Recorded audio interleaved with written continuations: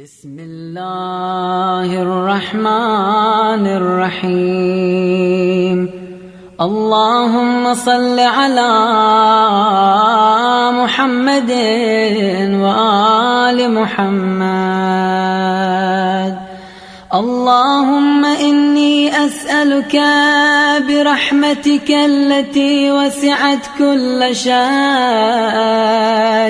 وبقوتك التي قهرت بها كل شيء وخضع لها كل شيء وذل لها كل شيء وبجبروتك التي غلبت بها كل شيء وبعزتك التي لا يقوم لها شيء وبعظمتك التي ملأت كل شيء وبسلطانك الذي على كل شيء وبوجهك الباقي بعد فناء كل شيء وبأسمائك التي ملأت أركان كل شيء وبعلمك الذي أحاط بكل شيء وبنور وجهك الذي أضاء له كل شيء. يا نور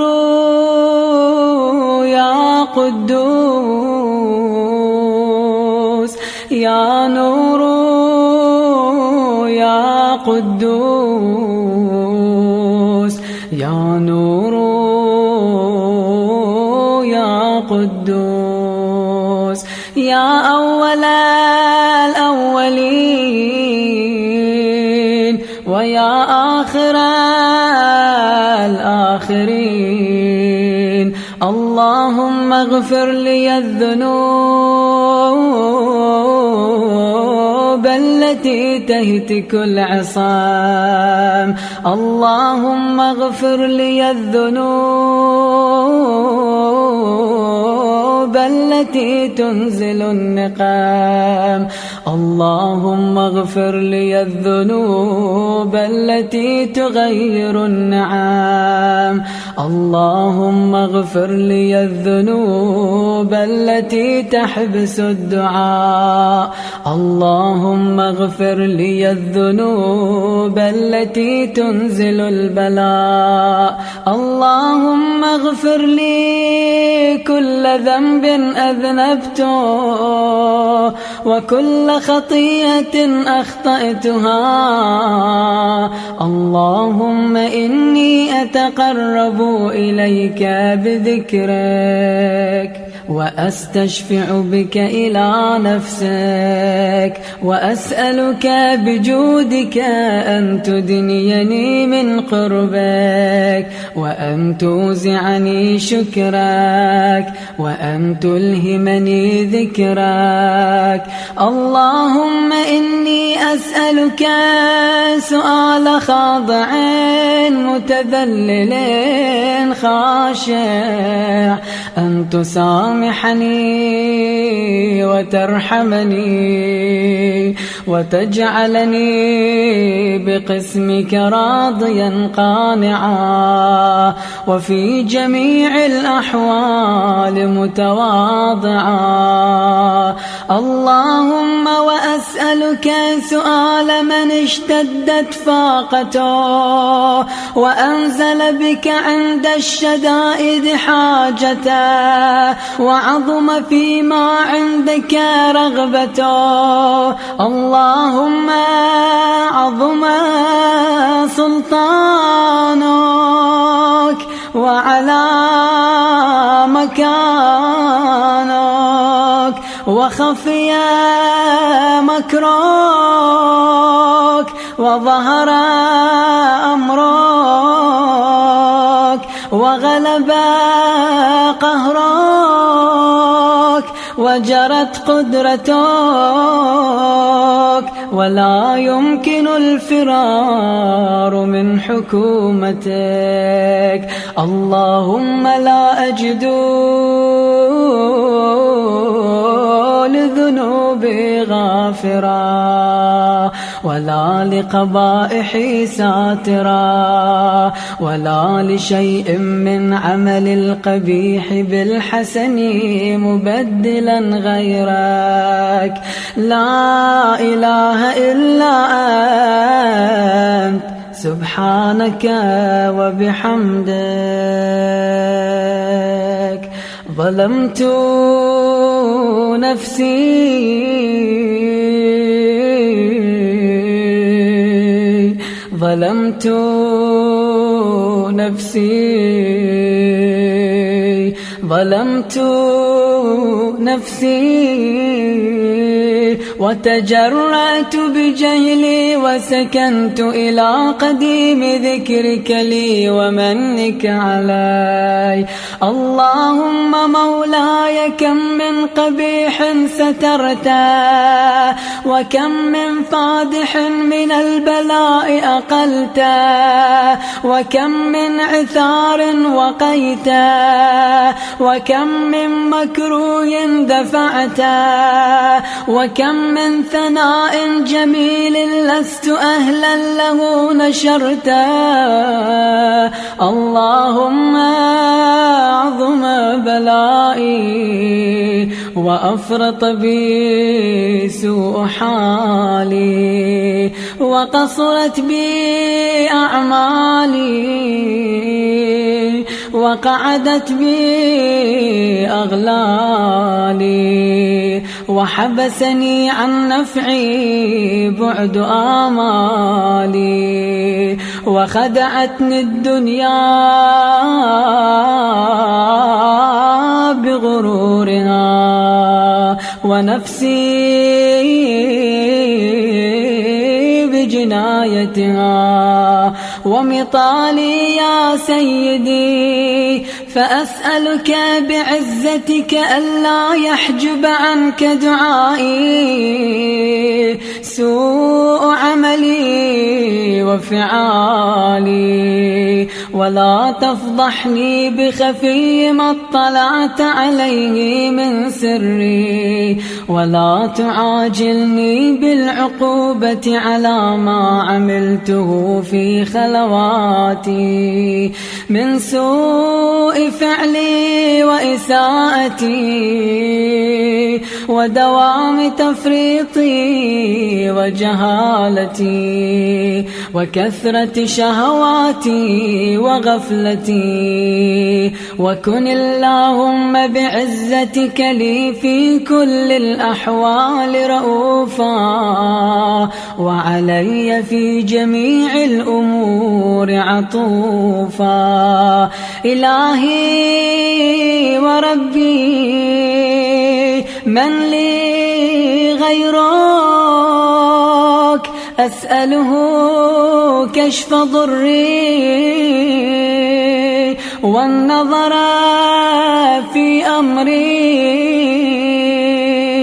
إلهي ومولاي أجريت علي حكما اتبعت فيه هوى نفسي، ولم أحترس فيه من تزيين عدوي، فغرني بما أهوى وأسعده على ذلك القضاء، فتجاوزت بما جرى علي من ذلك بعض حدودك، وخالفت بعض أوامرك، فلك الحجة علي في جميع ذلك، ولا حجة لي فيما جرى علي فيه قضاءك، وألزمني حكمك وبلاءك. وقد أتيتك يا إلهي بعد تقصيري وإسرافي على نفسي، معتذرا نادما منكسرا مستقيلا مستغفرا منيبا مقرا مذعنا معترفا لا أجد مفرا مما كان مني ولا مفزعا أتوجه إليه في أمري غير قبولك عذري وإدخالك إياي في سعة من رحمتك اللهم فاقبل عذري وارحم شدة ضري وفكني من شد وثاقي يا رب ارحم ضعف بدني يا رب ارحم ضعف بدني يا رب ارحم ضعف بدني ورقة جلدي ودقة عظمي يا من بدأ خلقي وذكري وتربيتي وبري وتغذيتي هبني لابتداء كرمك وسالف برك بي يا إلهي وسيدي وربي أتراك معذبي بنارك بعد توحيدك وبعد من طوى علي قلبي من معرفتك ولهج به لساني من ذكرك واعتقده ضميري من حبك وبعد صدق اعترافي ودعائي خاضعا لربوبيتك هيهات أنت أكرم من أن تضيع من ربيت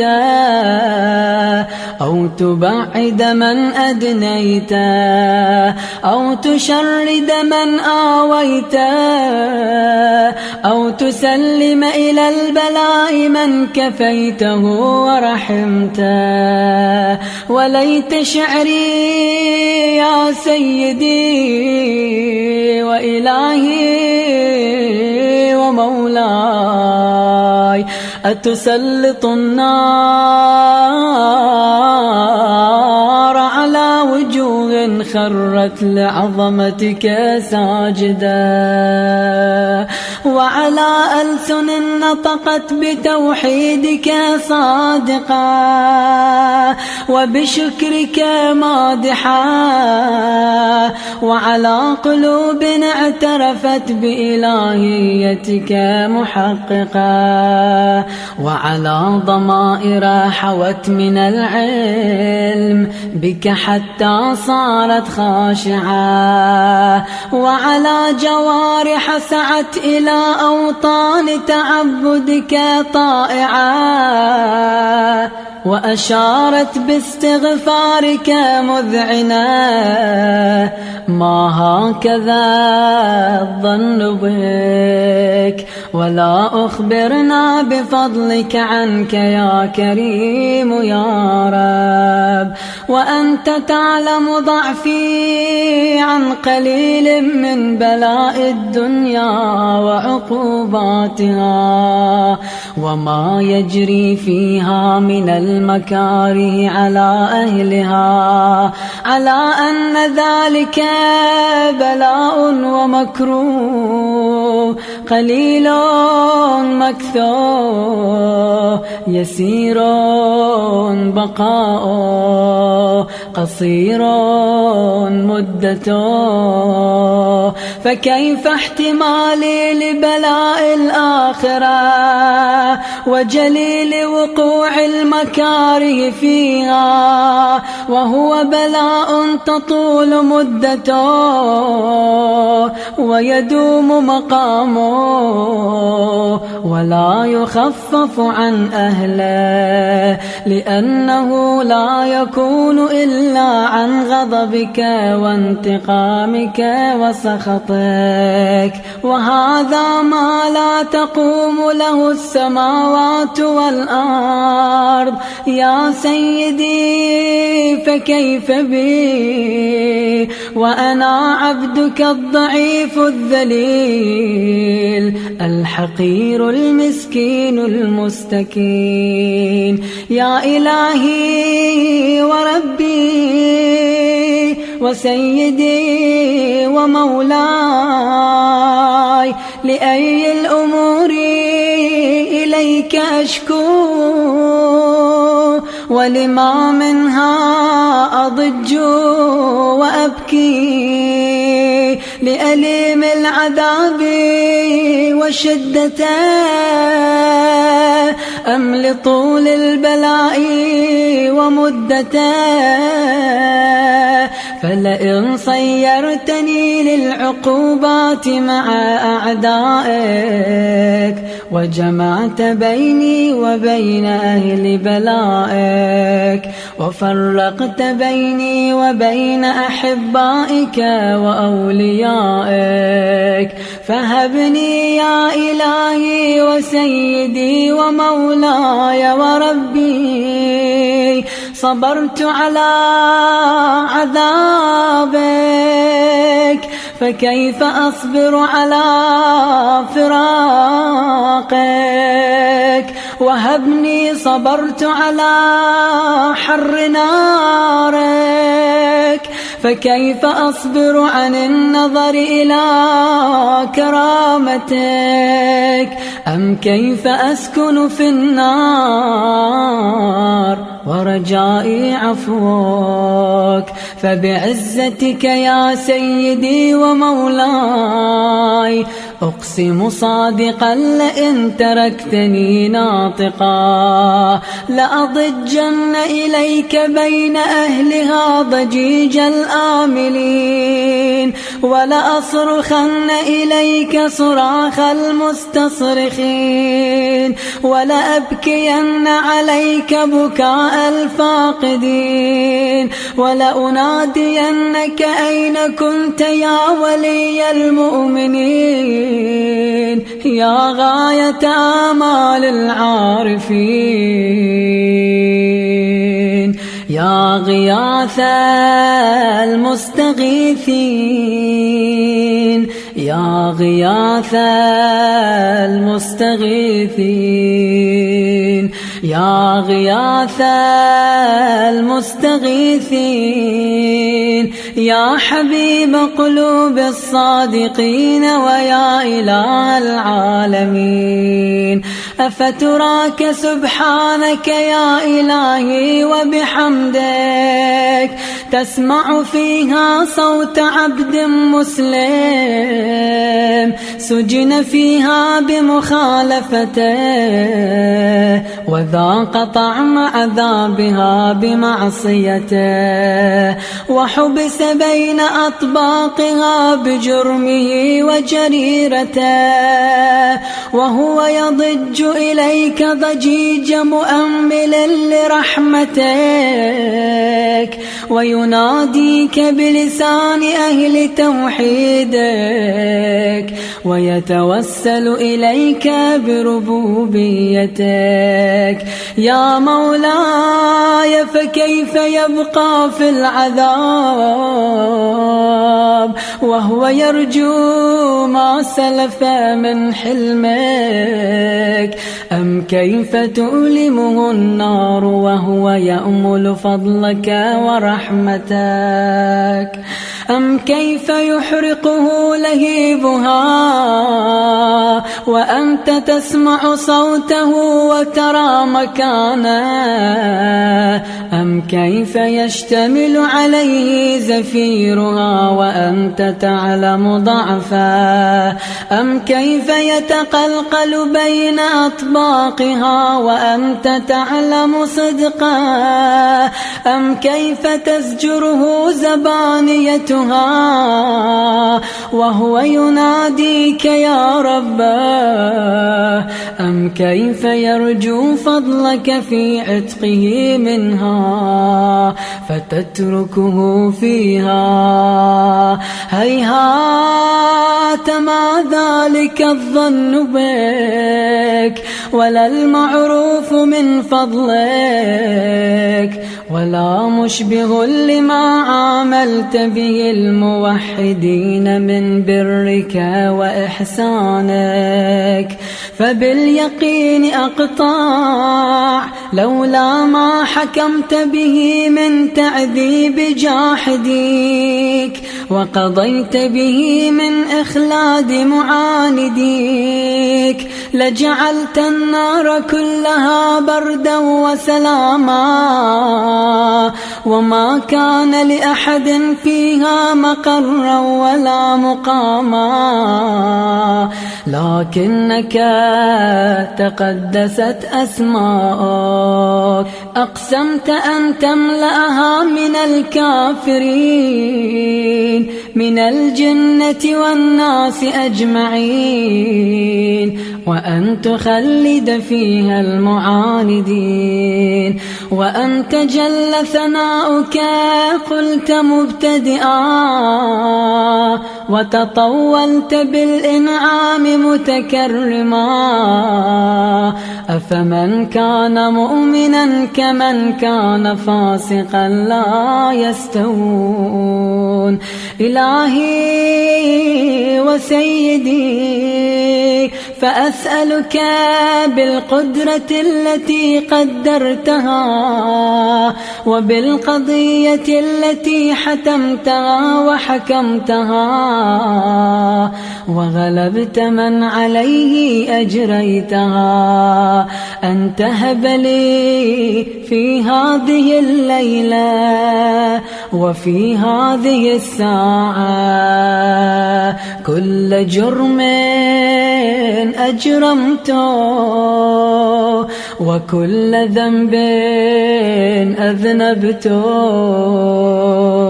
وكل قبيح أسررته وكل جهل عملته، كتمته أو أعلنته، أخفيته أو أظهرته، وكل سيئة أمرت بإثباتي الكرام الكاتبين الذين وكلتهم بحفظ ما يكون مني، وجعلتهم شهودا علي مع جوارحي، وكنت أنت الرقيب علي من ورائهم والشاهد لما خفي عنهم، وبرحمتك أخفيت وبفضلك سترت، وأن توفر حظي من كل خير أنزلت أو إحسان فضلت أو بر نشرت أو رزق بسطت أو ذنب تغفره أو خطأ تستره. يا ربي يا ربي يا رب، يا ربي يا ربي يا رب، يا ربي يا ربي يا رب، يا إلهي وسيدي ومولاي ومالك رقي، يا من بيده ناصيتي، يا عليما بضري ومسكنتي، يا خبيرا بفقري وفاقتي، يا ربي يا ربي يا رب، يا ربي يا ربي يا رب، يا ربي يا ربي يا رب. أسألك بحقك وقدسك وأعظم صفاتك وأسمائك أن تجعل أوقاتي من الليل والنهار بذكرك معمورا وبخدمتك موصولا، وأعمالي عندك مقبولا، حتى تكون أعمالي وأورادي كلها وردا واحدا، وحالي في خدمتك سرمدا. يا سيدي يا من عليه معولي، يا من إليه شكوت أحوالي، يا ربي يا ربي يا رب، يا ربي يا ربي يا رب، يا ربي يا ربي يا رب. قو على خدمتك جوارحي، واشدد على العزيمة جوانحي، وهب لي الجد في خشيتك والدوام في الاتصال بخدمتك، حتى أسرح إليك في ميادين السابقين، وأسرع إليك في البارزين، وأشتاق إلى قربك في المشتاقين، وأدنو منك دنو المخلصين، وأخافك مخافة الموقنين، وأجتمع في جوارك مع المؤمنين. اللهم ومن أرادني بسوء فأرد، ومن كادني فكد، واجعلني من أحسن عبيدك نصيبا عندك، وأقربهم منزلة منك، وأخصهم زلفة لديك، فإنه لا ينال ذلك إلا بفضلك. وجد لي بجودك، واعطف علي بمجدك، واحفظني برحمتك، واجعل لساني بذكرك لهجا، وقلبي بحبك متيما، ومن علي بحسن إجابتك، وأقلني عثرتي، واغفر لي زلتي، فإنك قضيت على عبادك بعبادتك، وأمرتهم بدعائك، وضمنت لهم الإجابة. فإليك يا رب نصبت وجهي، وإليك يا رب مددت يدي، فبعزتك استجب لي دعائي، وبلغني مناي، ولا تقطع من فضلك رجائي، واكفني شر الجن والإنس من أعدائي. يا سريع الرضا، يا سريع الرضا، يا سريع الرضا،